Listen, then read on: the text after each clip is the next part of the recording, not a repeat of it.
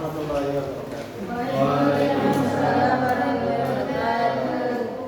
Pertemuan kedua kita akan masuk secara lebih mendalam bagaimana penelitian kualitatif dilaksanakan. Kemarin sudah kualitatif ya. Kemarin sudah kita terangkan bagaimana pengumpulan datanya ya. Terus kemudian bagaimana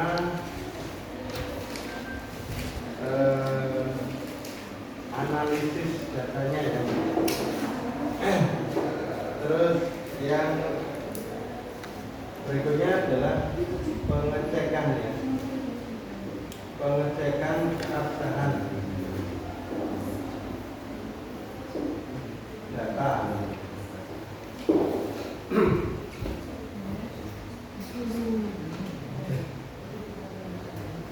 Jadi peneliti kualitatif itu yang dilakukan pertama kali ya mengumpulkan data. Setelah terkumpul data, diolah, dianalisis,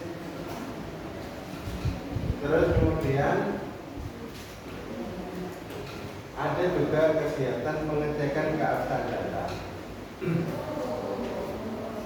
Ini adalah kegiatan utama, kegiatan yang kelihatan nampak dari peneliti kualitatif.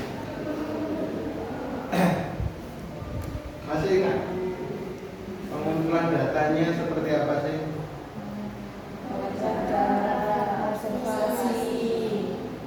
Itu tekniknya ya, teknik pengumpulan datanya, teknik mendapatkan datanya menggunakan wawancara, observasi, ada juga dokumentasi. Jenis data yang diperoleh, jenis data seperti apa? Jenis data yang diperoleh kalau kamu melakukan wawancara, melakukan observasi, itu data yang diperoleh adalah berbentuk kata-kata atau kalimat. Nah, ini yang membedakan antara penelitian kualitatif dengan penelitian kuantitatif. Kalau penelitian kualitatif, data yang diolah itu berupa kata-kata, atau kalimat. Kamu wawancara, orang yang kamu wawancarai mengeluarkan data, tapi data itu berupa kalimat. Jadi kalau ditanya jenis datanya apa, jenis datanya adalah kata-kata atau kalimat. Kalau kuantitatif, data yang diolah itu data yang berbentuk kata, diperoleh dengan cara mengumpulkan datanya pakai kuesioner atau tes. Jadi bisa tes, bisa kuesioner. Nah, itu yang membedakan antara kualitatif dengan kuantitatif. Dari sisi pengumpulan datanya, kalau dari sisi analisis datanya apa perbedaannya?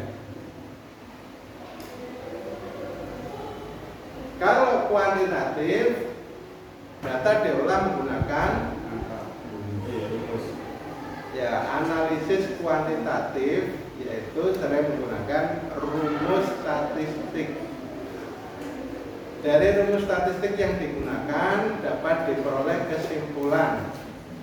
Kesimpulannya HO ditolak atau HO diterima, gitu ya. Sehingga kemudian hasil penelitian bisa diperoleh. Tapi kalau analisis data yang digunakan oleh peneliti kualitatif, bagaimana analisisnya? Ya tahapannya reduksi data dulu. Reduksi data itu seperti apa? Memilah-milah, memilih, memberi kode, mengelompokkan yang dibutuhkan dan yang tidak dibutuhkan itu terus sesuai tema atau tidak, itu setelah itu diapakan?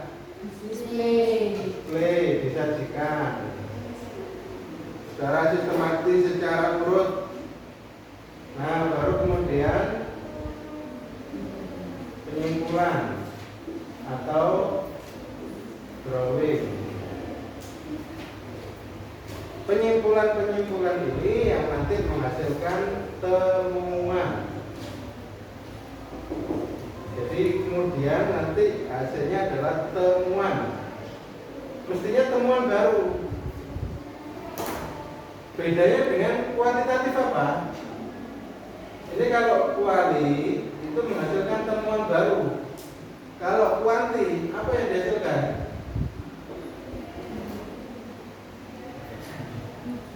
Yang dihasilkan adalah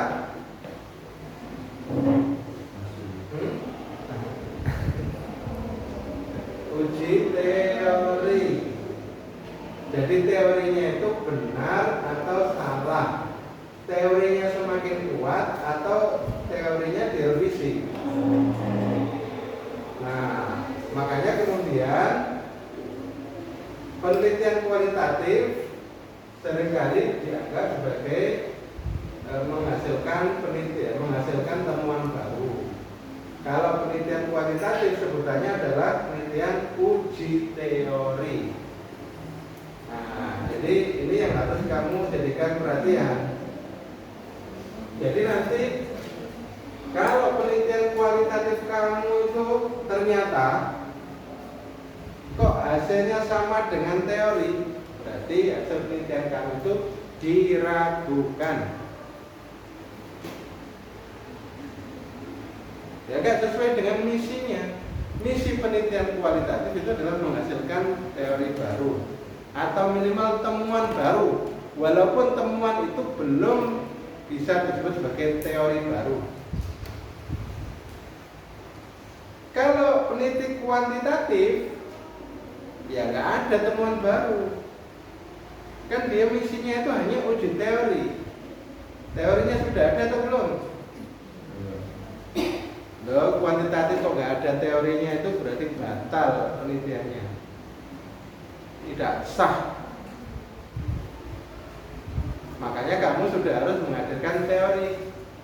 Teorinya ada di mana sih? Kalau kamu di antara bab 1 sampai bab 5 itu kuantitatif itu teorinya ada di mana? Teorinya berbentuk apa?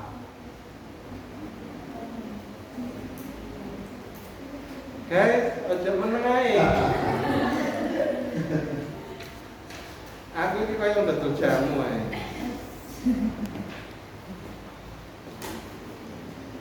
Teori oleh peneliti disajikan di bab 2. Poin yang mana? Ya, poin yang C itu. Kalau yang A kan mungkin hanya membahas konsep X, yang B hanya membahas konsep Y, ya toh? Terus yang C itu yang menghubungkan dua konsep. Itu namanya teori. Teori itu bentuknya adalah proposisi. Teori is set of proposition. Itu kan sudah saya jelaskan dulu itu di materi logika maupun di materi manajemen kuantitatif. Teori itu apa? Teori itu set of proposition. Jadi sejumlah proposisi yang memberi penjelasan hubungan di antara dua konsep. Ada konsep keimanan, terus ada konsep kejujuran. Kok kemudian dihubungkan? Nah, itu menjadi teori namanya. Pernyataan redaksinya bisa begini. Keimanan yang baik akan membuat seseorang memiliki sikap jujur.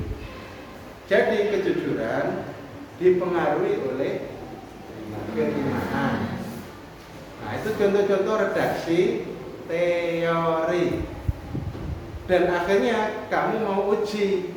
Untuk menguji teori yang tadi saya sebutkan, adakah pengaruh? Nah, dibuatkan hipotesis. Ada pengaruh apa itu? Keimanan terhadap kejujuran. Nah, silakan dibuktikan. Caranya gimana? Cara membuktikannya ya HO diterima atau ditolak gitu. Cara buktinya gimana? Kamu terlebih dahulu mengukur variabel keimanan. Oh, angkanya sekian. Terus mengukur variabel kejujuran, angkanya sekian. Terus kamu masukkan di rumus korelasi produk momen, hasilnya adalah 0,85. Artinya apa? Nilai 0,85 itu. Yang pertama, ada nggak korelasinya? Ada pengaruhnya nggak? Oh, ada korelasi Pak. Loh, buktinya apa ada korelasi? Nilainya tidak sama dengan 0. Berarti HO ditolak. Pernyataan yang mengatakan tidak ada korelasi itu berarti ditolak. Kalau ditolak, otomatis terdapat pengaruh atau terdapat korelasi. Berarti teorinya terbukti nggak? Terbukti, karena teorinya mengatakan ada korelasi, maka terbukti di penelitiannya ada korelasi, terbukti dari angka korelasi yang diperoleh sebesar 0,85. Nah, 0,85 ini kalau kemudian dilihat besarnya korelasi, kira-kira besarnya tinggi, sedang atau rendah atau bagaimana ini? Sesuai dengan konsultasi kepada tabel koefisien korelasi, maka kita tahu korelasinya tinggi karena berada di antara angka berapa? 0,60.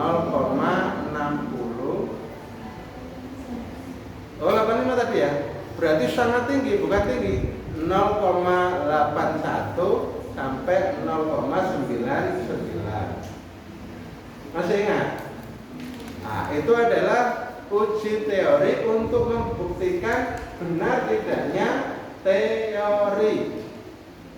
Nah, itu misi dari peneliti kuantitatif.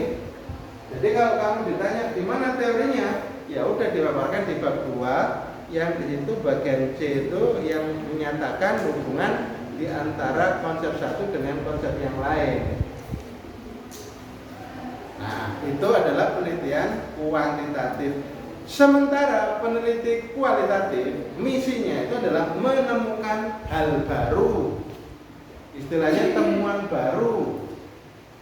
Nah, untuk mendapatkan temuan baru, peneliti kualitatif itu dianjurkan tidak terjebak dengan teori.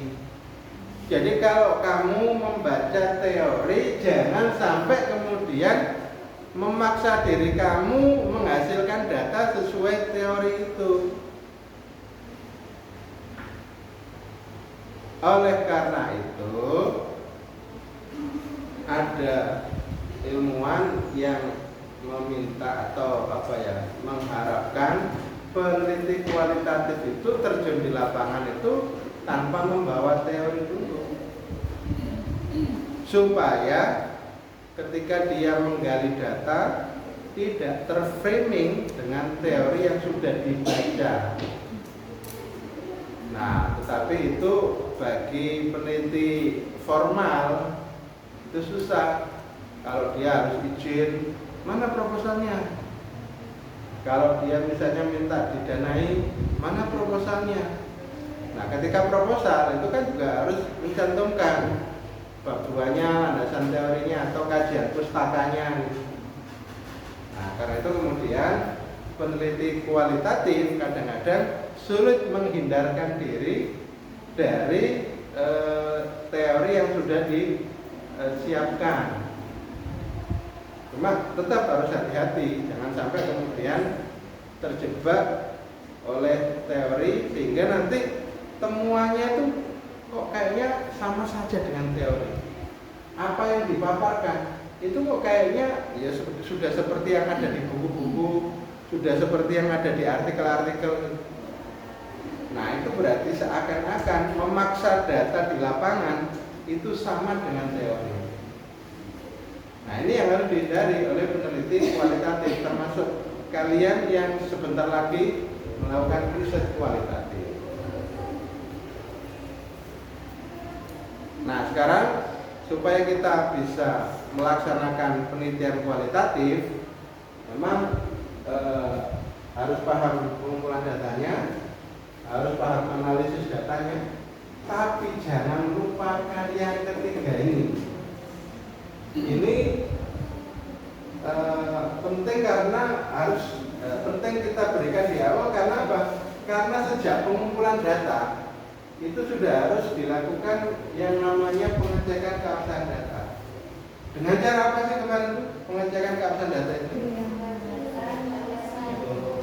Dengan cara, nah itu sebutannya apa? Istilahnya itu adalah triangulasi. Jadi kamu kalau misalnya mendapatkan informasi dari satu pihak, itu harus dibandingkan dengan pihak yang lain.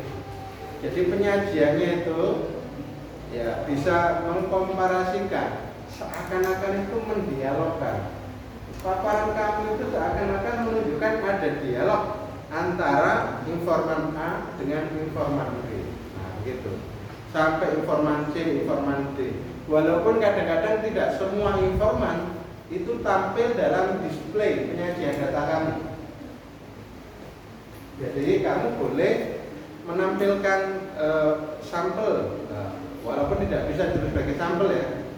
Jadi menampilkan perwakilan dari informan, karena pernyataannya misalnya sama ya antara C, D, E ini kok sama, mungkin diwakili oleh D saja. Nah itu boleh. Sementara yang lainnya diwakili oleh E, F, G dan seterusnya. Nah itu boleh seperti itu ketika disajikan datanya. Nah pengecekan keabsahan data itu memberi bukti bahwa data yang kamu peroleh itu data yang real, data yang sebenarnya, data yang sesuai fakta. Kemarin sudah saya ingatkan, jangan sampai peneliti itu mendapatkan data hasil manipulasi dari informan.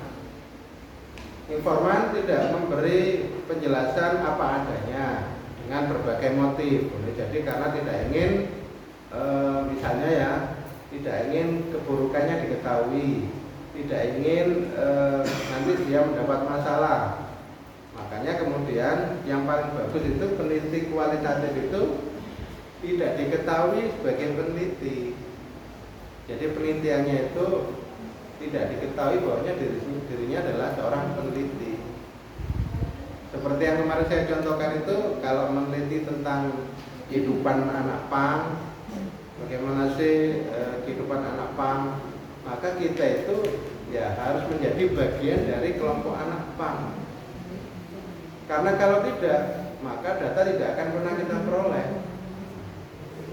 Kamu dengan tampilan yang perlente kayak gini gitu ya, terus kemudian mau wawancara dengan anak pang, ya udah malah ditendang, malah dimusuhi, nggak jadi dapat data tapi dapat masalah.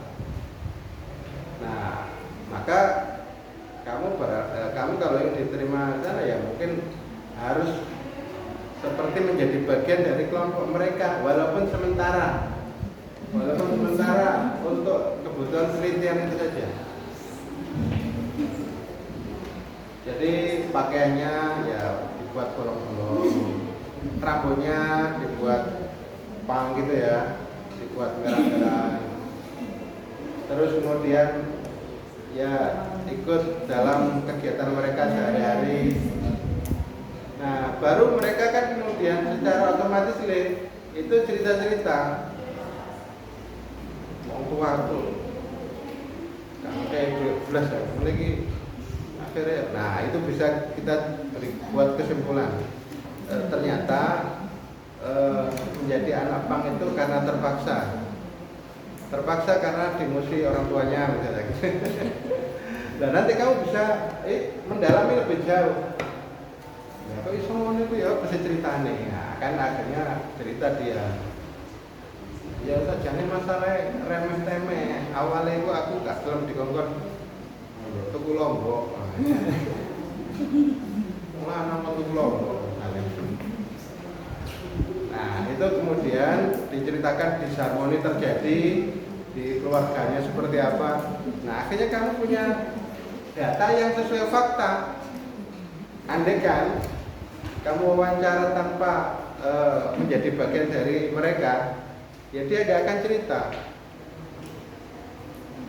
Dia mungkin akan menutupi mungkin hal-hal yang dianggap aib bagi dirinya, sehingga data yang kamu peroleh itu bukanlah data yang abstrak. Nah, 3 komponen penelitian kualitatif ini sebetulnya ya harus sudah kamu kuasai dan harus sudah siap untuk mempraktekannya. Nah, menuju itu memang terlebih dahulu harus ditentukan tema penelitian dan menjadi judul penelitian. Dan kalian kayaknya sudah kirim di grup ya. Oke, sudah kirim di grup dan tinggal di review. Tentunya hari ini kita review, habis ini kita review. Nah, untuk menuju proses berikutnya kita harus memahami bagaimana langkah peneliti selanjutnya ketika sudah menemukan tema penelitian atau judul penelitian. Apa yang harus dilakukan? Yang pertama yaitu identifikasi masalah. Jadi kalau peneliti kualitatif itu sudah mengetahui permasalahan, maka langkah yang paling awal kan membuat bab 1 itu yang judulnya landasan pendahuluan. Itu kan yang pertama yang dituliskan latar belakang masalah, atau sering diganti dengan konteks penelitian. Jadi penelitian kualitatif terkadang tidak mau menggunakan istilah yang digunakan dalam penelitian kuantitatif. Di penelitian kuantitatif itu seringkali menggunakan istilah latar belakang masalah. Nah, peneliti kualitatif itu sering menggunakan istilah konteks penelitian. Nah, nanti kamu tinggal mengikuti pedoman. Kalau pedomannya memang menggunakan istilah konteks, ya kamu pakai konteks. Tapi kalau masih menggunakan latar belakang masalah, ya kamu pakai latar belakang masalah. Nah, berikutnya peneliti perlu melakukan identifikasi masalah dan kemudian menetapkan beberapa masalah itu menjadi fokus penelitian, yang biasanya kalau di sini disebut rumusan masalah. Nah, kadang diganti istilah itu menjadi fokus penelitian.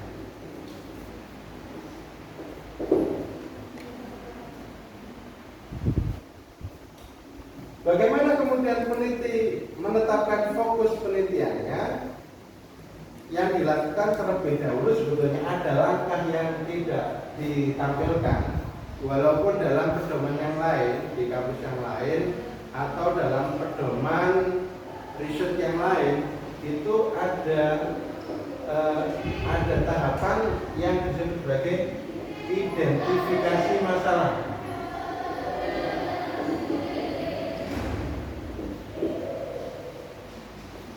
Supaya kemudian peneliti itu memahami peta masalah yang ada di temanya itu, maka dilakukan identifikasi terhadap masalah yang terkait dengan tema penelitiannya.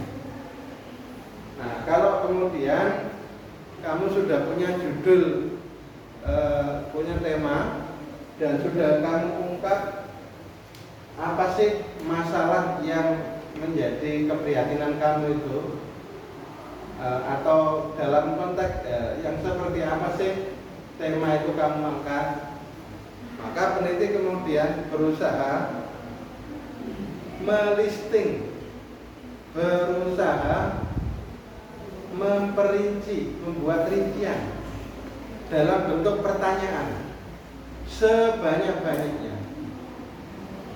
Tapi sebelum itu dijadikan pedoman wawancara, terlebih dahulu peneliti menetapkan isu yang dipilih itu isu yang mana, sehingga kemudian 2 atau 3 isu itu ditetapkan menjadi rumusan masalah atau menjadi fokus penelitiannya. Nah, kalau masih bingung, maka bisa kita contohkan satu. Judulnya Syarifah, kemana Mbak Syarifah? Misalnya kesadaran beragama mahasiswa. Oke, misalnya ya, kesadaran beragama mahasiswa. Ini kalau diidentifikasi, kesadaran beragama mahasiswa itu meliputi apa saja? Satu, pengetahuan agamanya.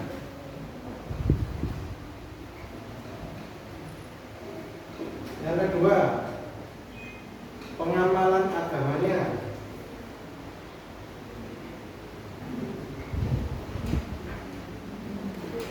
Yang ketiga apa? Yang ketiga,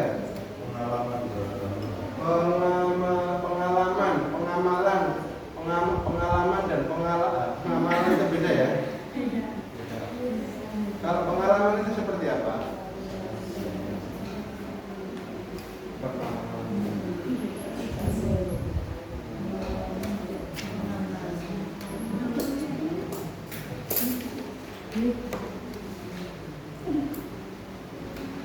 Terus apa lagi? Corak beragamanya boleh. Corak beragama itu maksudnya gimana? Ya, ajaran agama yang dianut itu versi yang mana, misalnya gitu. Versi yang mana? Nah, andaikan kamu itu merasa bahwa masalah yang paling penting yang ingin kamu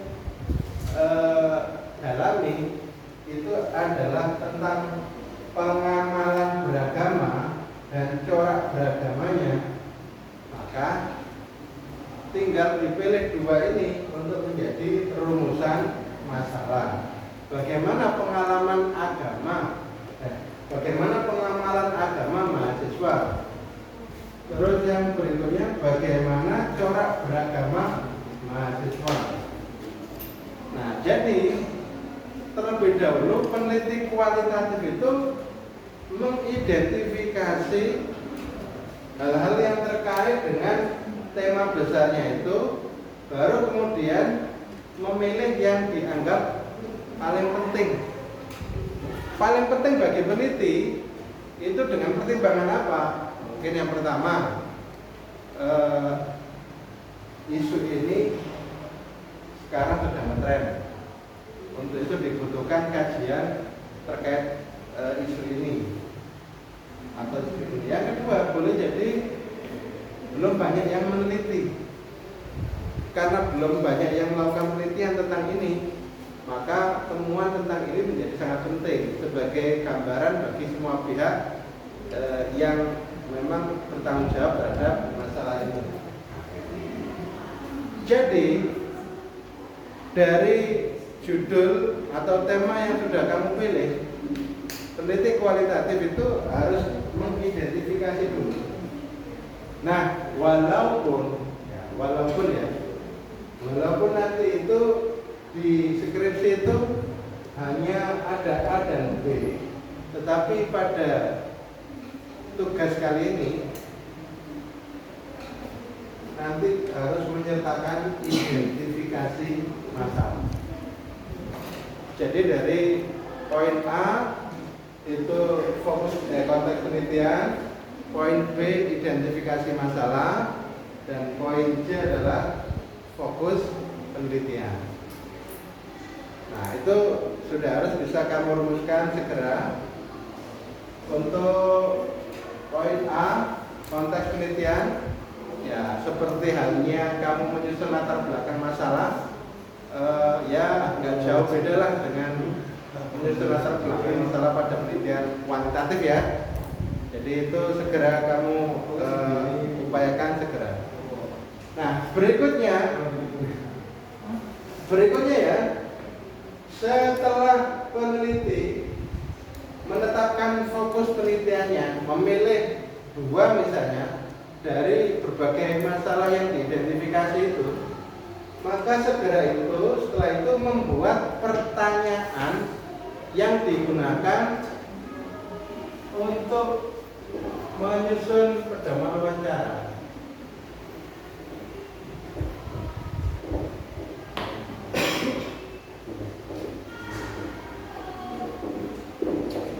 Oke, jadi seperti langkah identifikasi masalah, setelah menetapkan fokus penelitian, peneliti juga membuat daftar pertanyaan-pertanyaan terkait 2 isu yang diangkatnya itu.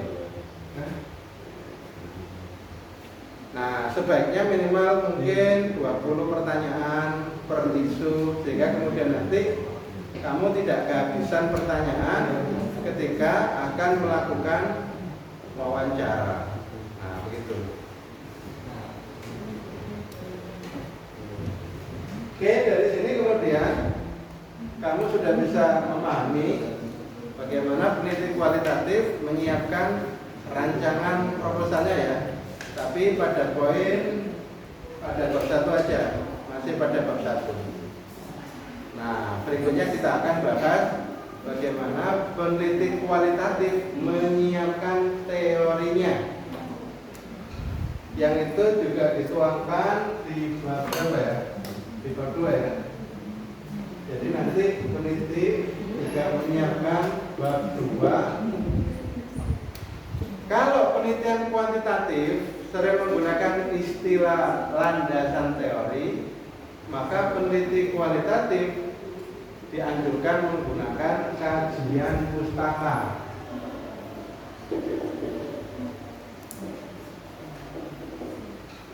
Mengapa tidak boleh menggunakan landasan teori? Karena landasan teori itu istilah yang mencerminkan seakan-akan penelitian itu dikembangkan berdasarkan teori itu. Kalau kemudian penelitian itu berdasar teori, maka nanti hasilnya juga tidak akan berbeda dari teori. Sehingga lebih memilih istilah kajian pustaka dengan maksud agar peneliti itu meletakkan teori itu hanya sebagai sebagai khazanah pemikiran gitu aja, tidak menjadi bingkai dari penelitian kualitatif yang dilakukan. Ya, sebagai ancar-ancar. Jadi teori itu hanya sebagai ancar-ancar, bukan menjadi teori, bukan menjadi landasan dari penelitiannya.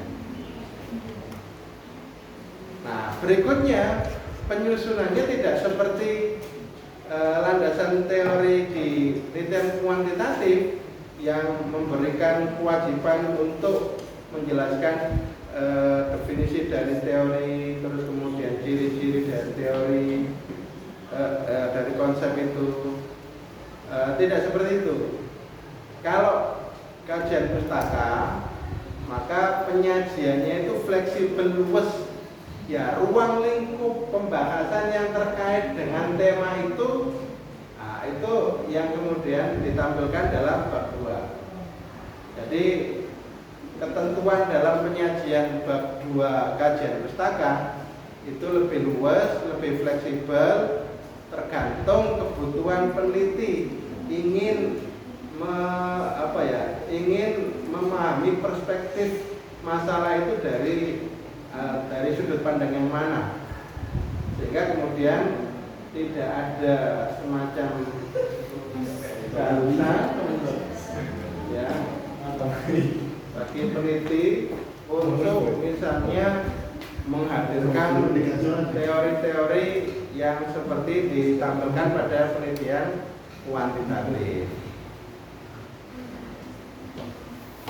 Silakan, boleh bertanya. Langsung aja loh. Langsung ke mana? Katanya mau review judul teman-teman. Oke. Baik, ini berarti untuk bab 1, bab 2 sudah tidak ada masalah ya? Hilang sih ya. Minggu depan bab 1 dan bab 2 ini sudah bisa ya,